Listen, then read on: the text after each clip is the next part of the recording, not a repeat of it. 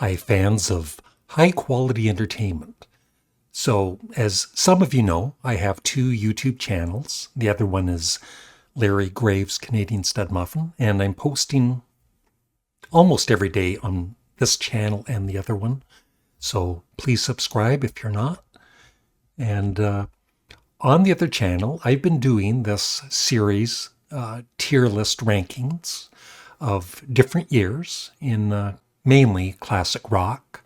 I've done quite a few. I just did 1967, I've done 1970, 1969, 1968, 1974, and a few more. But anyway, oh, and also on my other channel today, probably pretty soon, it might even be public now, I'm doing a video called My Love-Hate Relationship with U2, plus my favorite top 30 U2 songs. So please subscribe, and that will be posted soon if it's not already posted.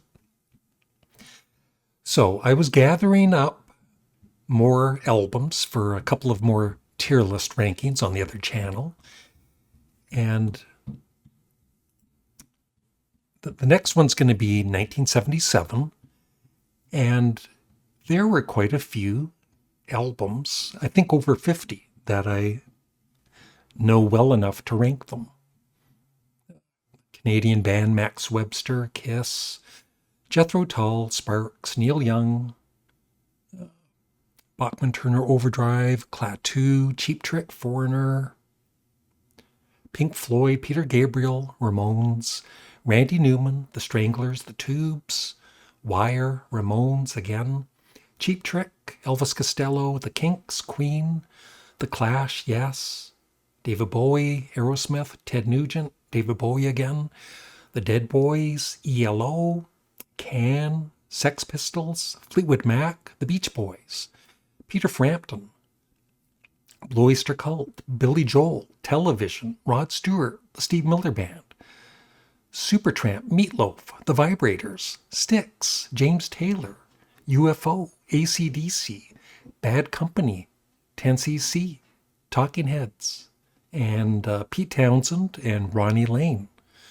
So, yeah, I bought those albums, maybe not that year, but, or somewhere in the 70s.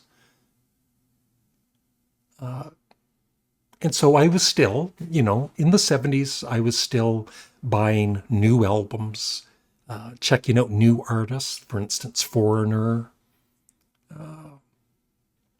Max Webster was pretty new, Canadian band, Ramones, Cheap Trick, Elvis Costello, lots of new bands, Dead Boys, Television. And what I noticed, I kind of wish now that maybe I did these in order of years, but it is kind of fun too to mix it up to the 60s, 70s, and 80s. But what I noticed, my next one I was planning was for 1982. And like I said, for 1977, I had over 50 albums. 1982, I've got 1, 2, 3, 4, 5, 6, 7, 8, 9, 10, 11, 12, 15, 18. 18 albums.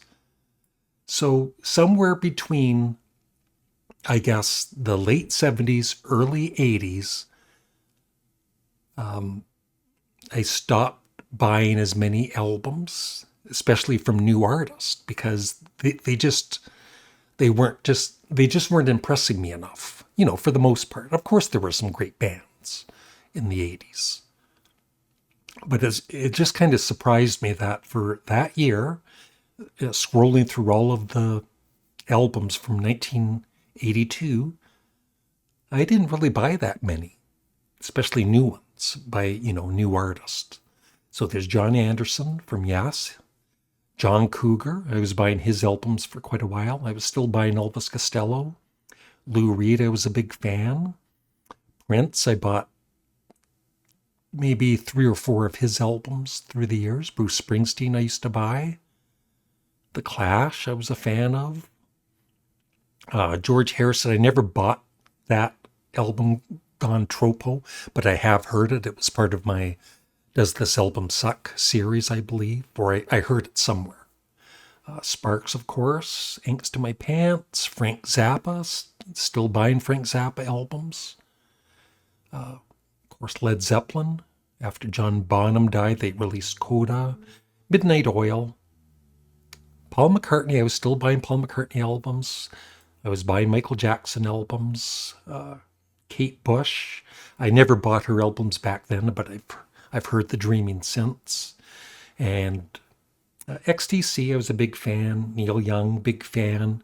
Van Morrison back then. I never listened to him, but I've heard Beautiful Vision since. But like I said, it's just a surprise, such a drop off on especially new bands, right? And so it's going to be interesting. I guess I'll still do 1982. I'll do a tier list. Maybe, I don't know. I was thinking of including it with maybe 1981. But I'm curious too, so between 1977 and 1982, there was a pretty big drop off. So when I go into between those years, it's going to be kind of interesting to see when the year was when I really kind of stopped buying newer albums. And I'm not saying I never bought any new, there were, of course, new artists that I still like today. The Arcade Fire came along. I was a fan for a bit. I love King Gizzard and the Wizard Lizard. Ween I didn't know about back then, but now I'm buying all of their albums. So they're like a new artist to me. Yeah, so that's it.